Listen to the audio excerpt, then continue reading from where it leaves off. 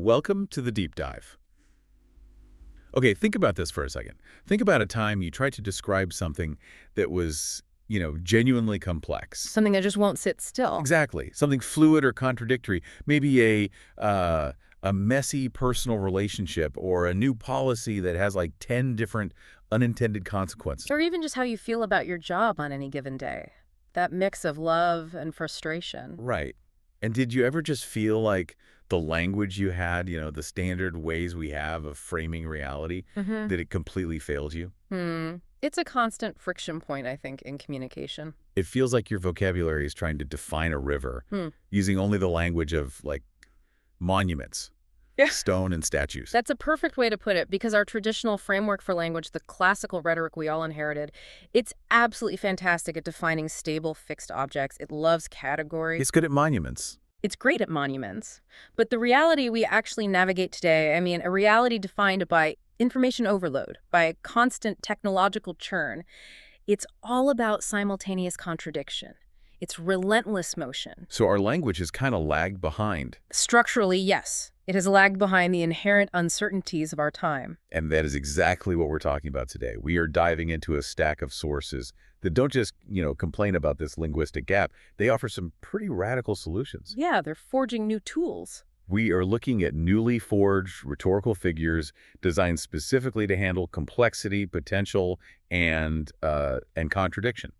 Figures that deliberately bridge classical thought and, kind of astonishingly, the basic principles of quantum mechanics. Which sounds like a huge leap, but when you see it, it makes perfect sense. We're really examining a structural evolution of language itself. So our mission for you, the learner, is to unpack this whole movement. We start with a classical figure that grounds everything in stability. That's Merism. Then we're going to completely explode that concept into this radical new idea rooted in quantum thinking, which our sources call Fluxion. And then right after that, we face this inevitable paradox that comes up when you grant language so much freedom. A figure called Autodaxis. It's a whole journey. It's a profound journey from these fixed static parts to this restless, shimmering flow, and then, right back again to the unavoidable stillness and gravity of selfhood. Which means we have to start at the beginning. We need to understand the baseline, how language traditionally defines a whole by just, listing its parts. Okay, let's unpack this. So before we can jump into all the new shiny stuff, we have to give the classical tradition its due. We have to start with Merism. Absolutely. And this isn't some, obscure figure that only academics talk about. Yes. Merism has been the absolute workhorse for establishing comprehensive definition, for establishing stability for thousands of years. It's what our minds instinctively rely on when we're seeking assurance. So the classical definition is, it's actually beautiful in its simplicity. It's a figure of speech where a stable whole thing is referred to by listing out some, but not all of its parts. Right, some key parts. It's a way of saying I've covered all the bases through like a representative sample. Yeah. It's a kind of linguistic shorthand that asks you, the listener, to mentally complete the set. And you trust that the speaker has established the boundaries of the whole thing correctly. The trust is everything, isn't it? It is. Merism completely relies on a shared cultural agreement that the whole thing being described is, fixed and predictable. The speaker is confident that if they list, say, 4 parts, you can confidently figure out the nature of the entire stable container. Okay, so let's use the iconic example, the one that comes from ceremonial vows. Yeah. It perfectly illustrates this whole principle of fixed stability. Yeah. For richer, for poorer, in sickness and in health. A classic. And when we really break that down, we really analyze that merism, you can see its stabilizing power. Yeah, talk about that. Well, the 4 specific circumstances that are listed, richer, poorer, sickness, health, they're obviously distinct parts of a larger life experience. But the speaker's intention isn't just to define the partnership in only those 4 moments. Of course not. The intention is to imply the static, the predictable, the comprehensive whole. It means under all of life's circumstances, or under every single possible condition we might face in the future. What's so crucial there, though, is the limitation of that list. Life inevitably throws circumstances at you that are way outside those 4 examples. Oh, for sure. Like, what about a sudden career change or living abroad or I don't know, a new spiritual awakening. Those aren't in the list. They aren't. But the merism works because we accept that the nature of the partnership, the whole thing, is designed to endure all of those future eventualities. We just assume they'll fall into similar predictable categories like, financial status or physical well-being. So the implication is profound stability. The relationship itself is fixed in its commitment. Exactly. And these conditions that are listed are just static points on a predictable linear spectrum of life events. The figure is designed to assure you, the listener, that the concept being described is durable, it's known, and that its fundamental nature is not going to change, only its appearance might. I think we need another example just to really hammer home how much it relies on these fixed categories. What if a merism lists geographical points? Like, from the mountaintops to the deepest valleys, we searched for the lost artifact. What's the whole that's being assumed there? The assumed whole is everywhere. Simple as that. Right. And the assumption behind that is that the physical world, the map, is comprehensively defined by those two extremes. The whole is fixed, it's the Earth's surface, and the search covered all the static, mappable parts of it. So you're defining the total area by picking the parts with the biggest contrast. Yes, but they exist within a container that we all understand isn't moving. The mountains and valleys are, for our purposes, permanent. So merism is really a language figure that was built for a world of certainty, a world where we trust that the container, the whole, is always stable, and we're just sort of sampling what's inside it. Precisely. And that inherent stability, that total reliance on a fixed, finished whole, that is exactly the limitation our sources are pointing to when we have to confront modern complexity. So merism defines a stable reality. It describes a finished monument. But the reality of identity, of technology, of global society today, it often is the instability. The whole is defined by its ceaseless flow, by its multiplicity of simultaneous contradictory states. So we need a different kind of tool, a linguistic structure that doesn't just capture a stable reality, but that captures the instability itself, that captures potential. A restless, energized flow. Yeah, rather than that fixed monument of merism. So the static definition of this classical figure really sets the stage perfectly for the radical reinterpretation that we need. It forces the question. Which is, what does a complete description look like if the subject you're describing is defined not by its constants, but by its variables? And all of those variables exist at the exact same time. And that question, that leads us directly out of the world of classical rhetoric. And it forces us to look to the most successful modern framework we have for describing simultaneous uncertainty, quantum physics. Okay, so this is where our sources make what feels like an almost unbelievable intellectual leap. It does feel that way at first. We're connecting the structure of persuasive language, of rhetoric, directly to these seemingly bizarre, counterintuitive principles that govern subatomic reality. And the connection isn't just, a cute metaphor. Our sources argue it's a structural one. Yeah. To get it, we really need to understand the relationship between what we just talked about, merism, and the quantum idea of superposition. Right. So in classical rhetoric, merism implies a single fixed whole. It's like taking a photograph of reality. The speaker has observed the whole thing and is now just reporting on the definitive parts. The photo has been taken. The reality is locked in. But in quantum mechanics, the concept of superposition says that a particle exists in, a cloud of all of its possible states at the same time. It's a wave of potential. Exactly. It's totally undefined. It's holding all of its potentials at once until, and this is the key part, until the act of measurement or observation forces it to choose a single fixed state.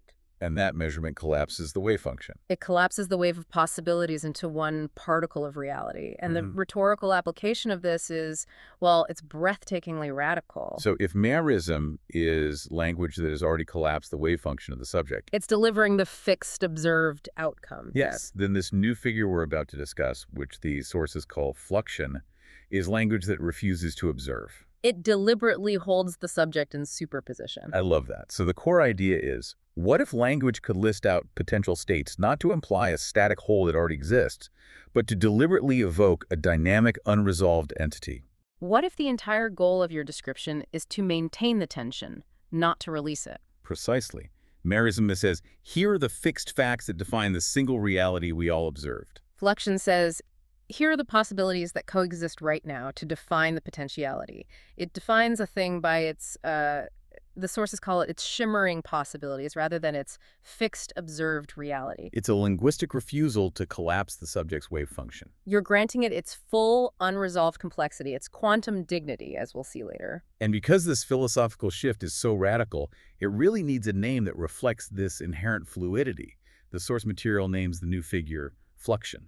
And the etymology, the word's origin, it grounds the concept perfectly. It comes from the Latin fluxus, which means flow, or current, or continuous change. So right away, it puts itself in direct philosophical opposition to that fixed, static container that's implied by Merism. Absolutely. Fluxion acknowledges that the reality of the subject is inherently fluid and dynamic from the get-go.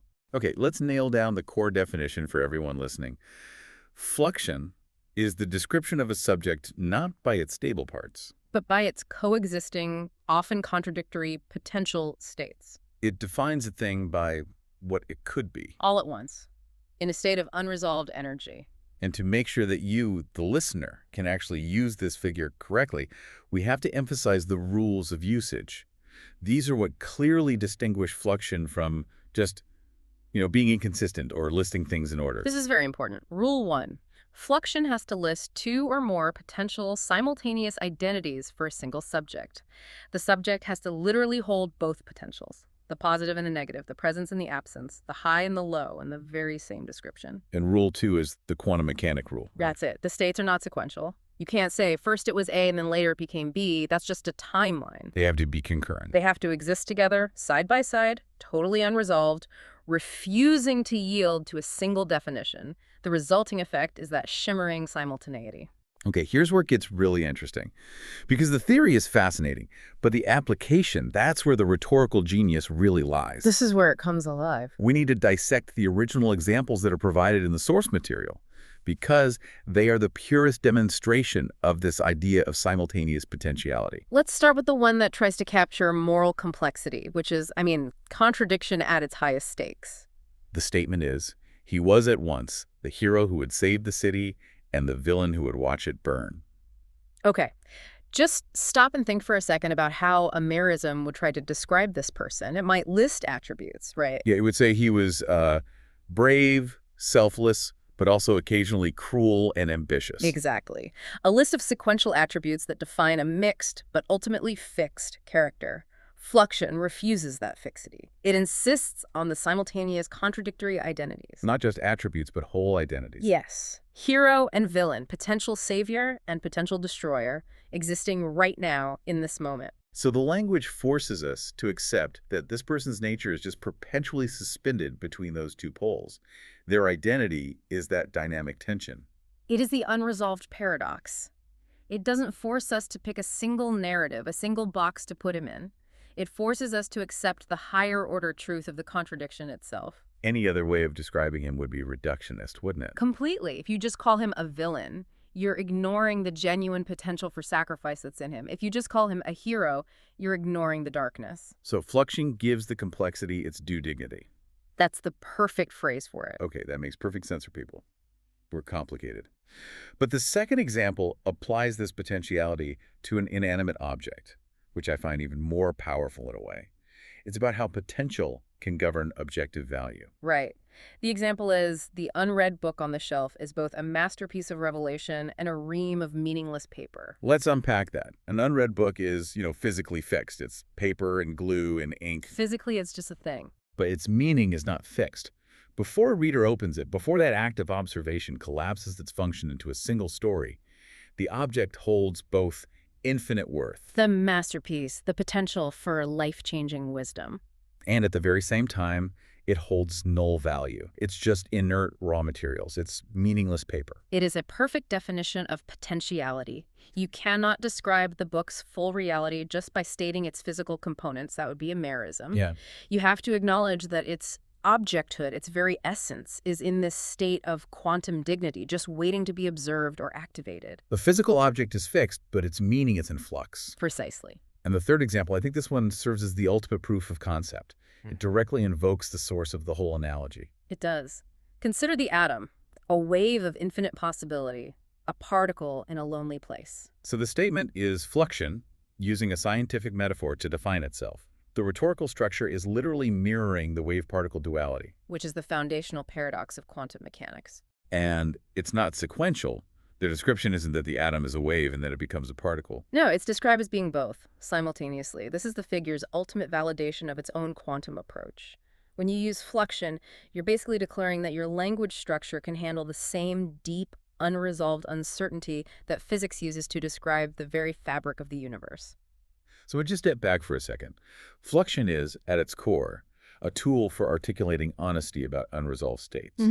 It's a mechanism for speaking truth in a relativistic world, for rejecting reductionism and the easy label in favor of the complicated, messy, simultaneous truth. We've established the rigorous definition and the philosophical foundation. Right. So now, the crucial so what for the learner. How does this abstract figure move from the, academic forge into the practical, messy world of high-stakes communication and personal understanding? And the source material has this great reflective summary. It calls Fluxion the figure of shimmering simultaneity, which I love. But it goes further. It says it basically offers a new epistemology, a new way of knowing truth. It names truth as something dynamic, a wave or a river, not a fixed monument or a finished stone. Right, it's not a statue. Not a statue. And this leads directly to a really profound philosophical concept the sources call quantum dignity. Okay, break that down. Well, if you speak in Merism, you're stripping the subject of its possibility because you're forcing a fixed reality onto it. You've taken the picture. But to speak in Fluxion is to grant language, and the subject, it's quantum dignity. The right to be multiple things at once. The right to be simultaneously broken and whole, closed and open, real and possible, all in the same breath. It is, as the source says, the refusal of the logos to accept stasis. That's a really powerful idea. But I have to ask the critical question here. If the goal of communication is so often clarity, doesn't Fluxion, with all its emphasis on contradiction and unresolved potential, doesn't it just sound like calculated ambiguity? Like political doublespeak. Exactly. How do you use it without sounding deliberately evasive? And that is the ultimate test for the rhetorical application. The answer, I think, lies in the intention. Evasion seeks to hide one truth, while Fluxion seeks to reveal two or more coexisting truths. Exactly. It's not about confusing the listener. It's about demanding that the listener hold the tension. And the genius of it is that when you use it correctly, Fluxion actually increases the perception of complexity and authenticity rather than decreasing clarity. So it's a kind of transparency about the subject's inherent difficulty. You're being honest about the messiness. You're honoring the messiness. Okay, so let's look at the practical applications, the so-called alchemy, where this figure can be used for massive effect. One of the clearest fields for application is technology branding. We live in a world that is saturated with these reductionist tech claims. Faster, smarter, more efficient. Right, simple merisms. But modern technology, especially something like an advanced AI or a complex software system, is inherently paradoxical. It's both mechanical and creative, it's deterministic, and it's unpredictable. A simple merism for an AI would just list its clock speed and its data processing capabilities, which is fine, but it's so reductive. A Fluxion, on the other hand, describes its potential and its internal tension. The source suggests describing a new AI like this. It is the artist's brush and the mathematician's proof, the poet's soul and the engineer's logic. Oh, that's good. And notice how that does three things all at once. First, it conveys complexity and versatility through paradox. The listener immediately gets that this technology is simultaneously creative and rigidly logical. Empathetic and systematic. Right. Second, it resolves nothing. The AI's identity stays vibrant and dynamic. And third, and this is the most important part for branding, it appeals to multiple, often opposed, internal audiences. Yes.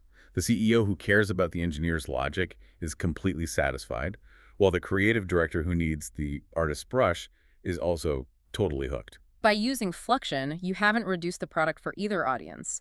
You've affirmed that its true identity is defined by its ability to hold both of those tensions. That is some profound rhetorical efficiency. Now let's consider political campaigns. Campaigns are notoriously built on simplification. Good guys, bad guys, fixed enemies. The ultimate in reductionism.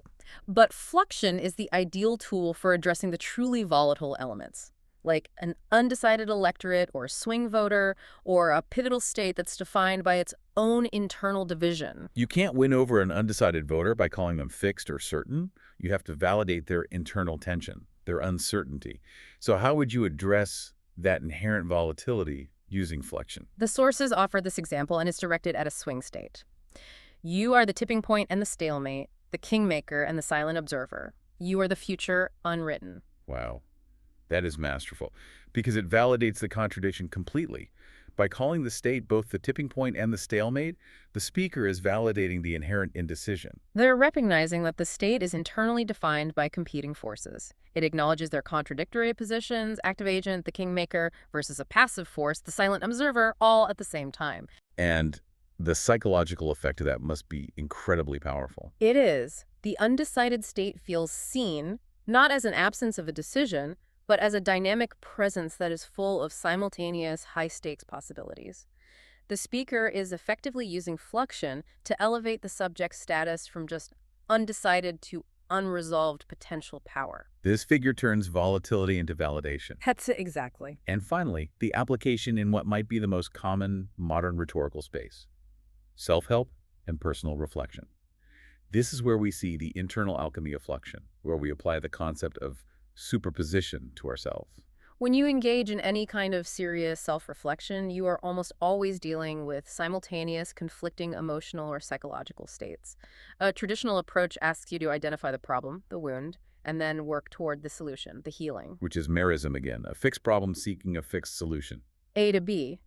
But the reality of personal growth is that the process is coexisting. The wound and the healing are happening at the same time. So a Fluxion application would be something like, in this moment, you are both the wound and the healing, the question and the answer. And that grants immense personal agency. It's a declaration that the painful state and the resolution state are coexisting.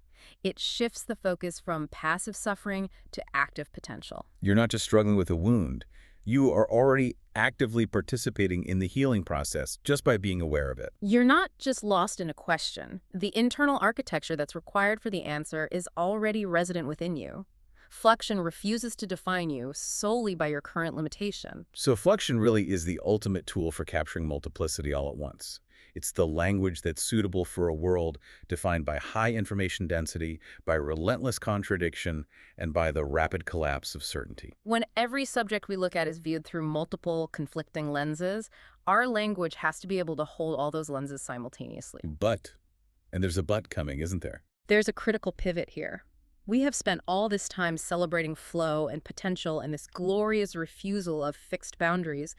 But that freedom, well, it creates its own crisis. So we've been sailing on this river of potential that is Fluxion, right? We're embracing the wave of infinite possibility. But now the question becomes, if words can carry infinite possibilities, how do they ever return to their core, to their necessary center, their essence? If a thing is always in flux, defined only by its multiple possibilities, how do we know what it is at all? And that is the bridging insight. The freedom we gained with Fluxion, that right to be everything at once, it creates a kind of philosophical vacuum. If identity is purely defined by infinite potential, then identity itself risks becoming meaningless, undefined. The rhetorical fire that bent outward into plurality, now it has to inevitably curl back upon itself. It has to. It demands closure. It demands self-definition. Exactly. Fluxion celebrated dispersion, the many voices.